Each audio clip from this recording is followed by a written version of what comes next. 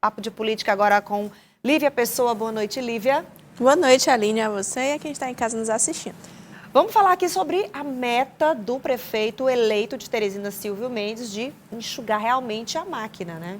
A expectativa, Aline, é que haja uma economia para a cidade de Teresina e essa foi a justificativa trazida pelo gestor em torno dessa mudança, né? Vai ser uma redução ali de secretariado e, consequentemente, de comissionados. Então, a ideia é que haja uma economia milionária no orçamento do município. A estimativa do futuro gestor da capital é de que a economia aos cofres públicos possa chegar a 12 milhões de reais por ano. Ao todo, 301 cargos comissionados vão ser extintos. A medida foi anunciada nesta terça-feira, durante uma entrevista ao Jornal do Piauí, em que Silvio Mendes falou sobre a reforma administrativa encaminhada à Câmara Municipal.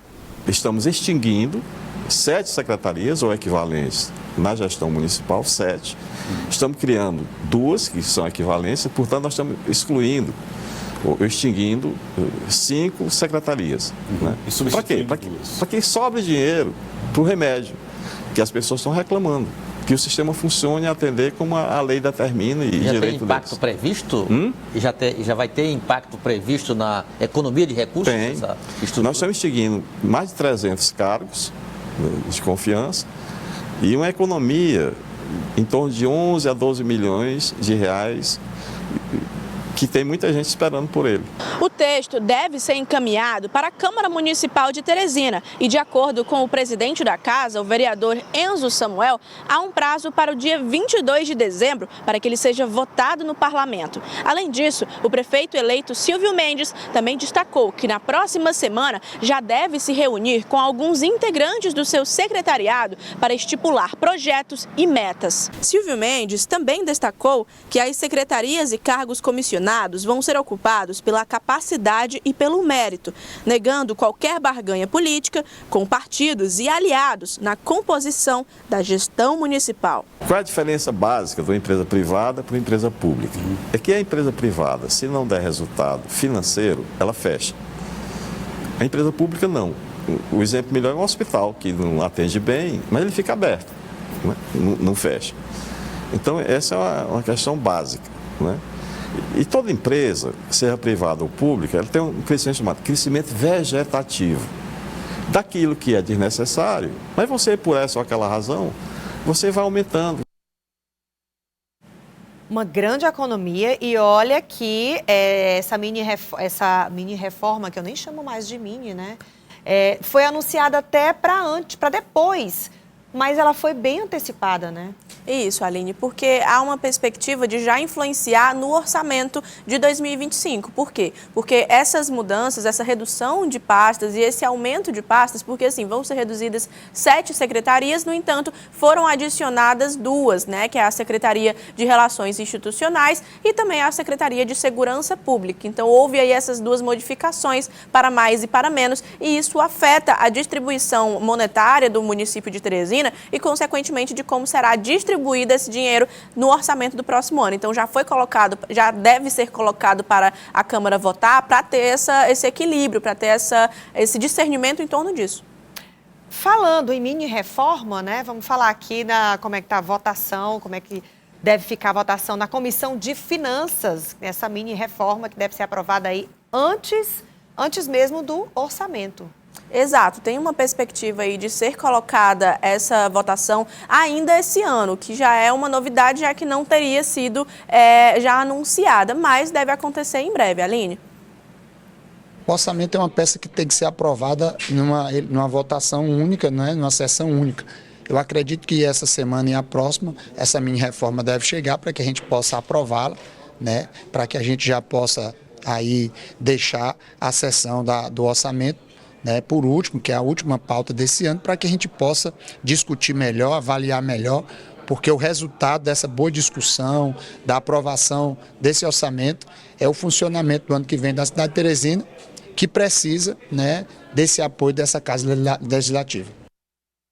E só explicando, vereador Gustavo de Carvalho, que é o relator do orçamento. Isso, o vereador Gustavo de Carvalho, do Partido dos Trabalhadores, ele foi colocado nesse momento como articulador entre as duas equipes de transição em torno do orçamento, porque, como a gente já trouxe anteriormente, existe uma reorganização que deve ser feita para a próxima gestão. Então, ele ficou ali a cargo disso, de entender como serão essas divisões e também conversar com o presidente da Comissão de Finanças, que já foi colocado ali, uma possibilidade de ser Alain Brandão, que havia ficado no local, não foi um vereador reeleito, mas faz parte da equipe do primeiro secretariado de Silvio Mendes. Então tem toda essa negociação em torno disso para entender como vai ser essa distribuição do orçamento para as novas pastas e aquelas que foram excluídas. Lívia, agora a gente vai trazer um assunto que é destaque nacional, que envolve um empresário piauiense, Fernando Oliveira, também conhecido como Fernandinho OIG. Hoje ele prestou depoimento na CPI das Bets no Senado e a gente até separou uns trechos aqui para entender como que está acontecendo essa CPI e por que ele foi convocado e prestou esse depoimento, né? Isso, Aline. Existe uma grande polêmica em torno disso. Por quê? Porque as bets, elas são um fenômeno nacional, né? O Brasil inteiro, ele possui ali uma grande pandemia de pessoas que acabam estando inseridas nesse mercado de apostas digitais. Então, isso fez com que trouxesse também um problema, que é a questão dos vícios, né? Do vício em apostas, porque é um jogo de azar. Então, o que está sendo questionado é como fazer essa fiscalização e também aquelas empresas que não têm uma regulamentação e não tem uma transparência de como que aquele dinheiro está sendo colocado na Receita Federal, como aquele dinheiro está sendo empregado de forma internacional, né? Como que essas empresas internacionais estão se instalando aqui no Brasil e se estão regulamentadas em torno disso. Então, tem a questão da lavagem de dinheiro, que também está sendo investigada, crimes ao mercado financeiro, e Fernandinho OIG, ele é colocado como o representante do Tigrinho no Brasil e também, né, foi convocado aí para essa CPI para poder trazer explicações sobre isso, e a gente colocou um trecho em que o senador Marcos Rogério, do PL de Rondônia, ele faz um questionamento a ele, como que ele tem uma relação comercial com essa empresa do Tigrinho, mas não conhece nada sobre a empresa. Vamos ouvir. Queria ser humilde aqui em dizer que eu já falei tudo aqui e eu acho que o senhor chegou um pouco atrasado. Não, meu caro, o seu advogado está lhe orientando, eu estou observando, ele está preocupado com as suas respostas, porque ele sabe exatamente o que você está fazendo nesse momento. Ou você opta por exercer o seu direito constitucional ao silêncio, que você já foi buscar no Supremo Tribunal Federal, ou você começa a dizer a verdade.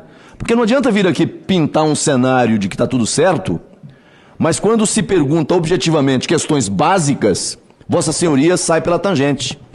Então, eu respeito o papel do patrono, mas o patrono, num momento como esse, ele tem duas escolhas. Ou te orienta a ficar em silêncio, ou você tem o compromisso, o dever legal de falar a verdade. E eu estou lhe perguntando objetivamente, com quem você tratou? Quem é o representante legal? O contrato, a gente pega o serviço de uma empresa internacional, do que eu não sei quem é que assinou, quem assinou o contrato. Senhor presidente, olha a gravidade do que nós estamos ouvindo no âmbito dessa CPI. O representante de uma plataforma está dizendo que tem um operador operando no Brasil, jogos que é uma tragédia ao Brasil, e ele está dizendo que não sabe quem é o representante, ele não sabe com quem tratou, mas assinou o contrato e estão operando no Brasil. Estão tratando o Brasil como casa da mãe Joana. Se o representante da plataforma está aqui, fez um contrato, está ganhando dinheiro com isso, e ele diz à CPI que não sabe com quem tratou, não sabe o que foi tratado, aí eu pergunto, mas a responsabilidade de quem? Não, é minha também. A primeira responsabilidade é dizer com quem tratou. Então, esse é um momento em que ele foi realmente inquirido ali nessa CPI, mas outros senadores também estiveram falando com ele, né, fazendo perguntas, e ali do lado chama a atenção a postura do senador Ciro Nogueira, né, observando bem, e ele, inclusive, em algum momento, ele interpelou.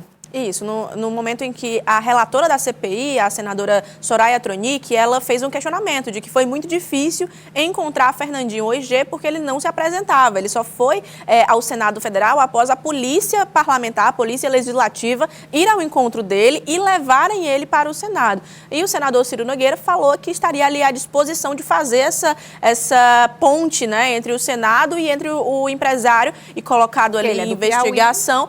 Fernandinho OIG, porque ele é do Piauí. Piauí, ele disse que conhece ali, ambos são conhecidos e que ele estaria disposto a falar sobre isso, no caso, o Fernandinho OIG. Então, ele colocou ali uma possibilidade de ser um auxiliar nessa situação. E o que chama a atenção, Aline, é que após essa CPI foi colocado ali uma convocação para Fernandinho, porque ele havia sido apenas convidado. Nesse caso aí, ele foi como convidado, como testemunha. Então, ele foi prestar esclarecimentos, mas não de uma forma como acusado, apenas como testemunha, e que foi, inclusive, muito criticado por muitos internautas, né? Porque ele tem uma investigação na Polícia Federal que é colocado como o representante dos joguinhos online aqui no Brasil, mas ele ainda consegue fazer essa dificuldade em colocar que ele tem uma relação comercial com essa empresa internacional. Então, a ideia agora também é convocar influenciadores que participam desse esquema de jogos, né? Que participam ou que podem estar vinculados a essa plataforma digital.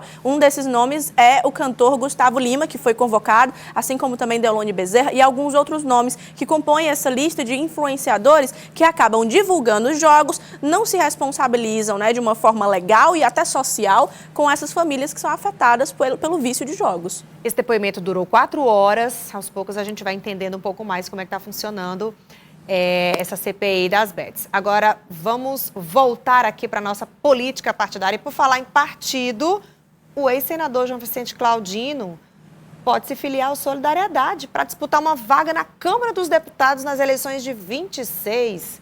Confere? Confere, hoje eu falei por telefone com o ex-senador João Vicente Claudino, ele está numa viagem institucional a São Paulo, mas confirmou a nossa equipe de que ele se filiará ao Solidariedade no próximo ano. Ele não tem ainda uma data, a gente tem até uma imagem que tem a citação bonitinha, porque às vezes eu troco as palavras. O que está certo é que me filiarei ao Solidariedade. Mas não tem data ainda. Existe uma conversa sobre 2026, mas você não decide uma candidatura sozinho. Aguardo a decisão do grupo e do partido e o presidente Evaldo articula bem isso. Isso, ele já se coloca ali como uma possibilidade, mas não garante, porque é uma decisão de grupo, Aline. E também existe, inclusive, uma articulação em realizar uma federação. Partidos como o PSDB, PRD e também o PV estão aí na cota para participarem dessa possível federação no próximo ano, com a ideia, inclusive, de fazer uma chapa majoritária, uma chapa proporcional robusta, né? De acordo com algumas pessoas que eu conversei ali, que são de dentro desses partidos, existem alguns deputados, inclusive federais, de mandato, que têm a possibilidade de migrar para essas siglas e disputar a Câmara Federal, também a ALEP pelos partidos, e o nome do ex-senador João Vicente Claudino integra esse grupo de nomes que podem disputar a Câmara Federal em 2026. Vamos falar sobre uma outra polêmica? A possível fusão, né, entre PT e progressistas. O MDB não pode ser prejudicado, é o que diz o deputado Henrique Pires. Não está de acordo com essa integração. Isso, ele não concorda com a integração do PT, né, que foi colocada nos bastidores. Inclusive, foi bem recebida por alguns nomes e mal recebida por outros, de uma possível amizade partidária, digamos assim, um cessar-fogo entre o Partido dos Trabalhadores e os progressistas. Mas já surgiu uma outra sigla nessa sopa de letrinhas, o MDB. O MDB, que é o partido do deputado Henrique Pires, pode estar presente, então ele falou também sobre isso. O PMDB está se preparando, nós temos reunião na segunda-feira para fortalecer a nossa chapa de deputado estadual e de deputado federal. E, é claro, quem quiser compor até com a gente, nós estamos de braços abertos. Agora, é óbvio que nós não vamos ficar pacificamente olhando, né, como se estivesse no país de Alice, né? As movimentações que procuram prejudicar o nosso partido, que tem uma história gigante neste estado, uma parceria com o PT desde 2002 e que tem trazido muitos frutos benéficos para o povo do Piauí. Foi uma fala muito forte, né? Olha, eu te agradeço mais uma vez, meu amor, por você ter trazido aqui todos os detalhes, os principais destaques da política do Piauí de hoje. Muito obrigada, Lívia. Eu que agradeço, Aline. Sempre um prazer estar com vocês aqui nessa companhia. Até amanhã.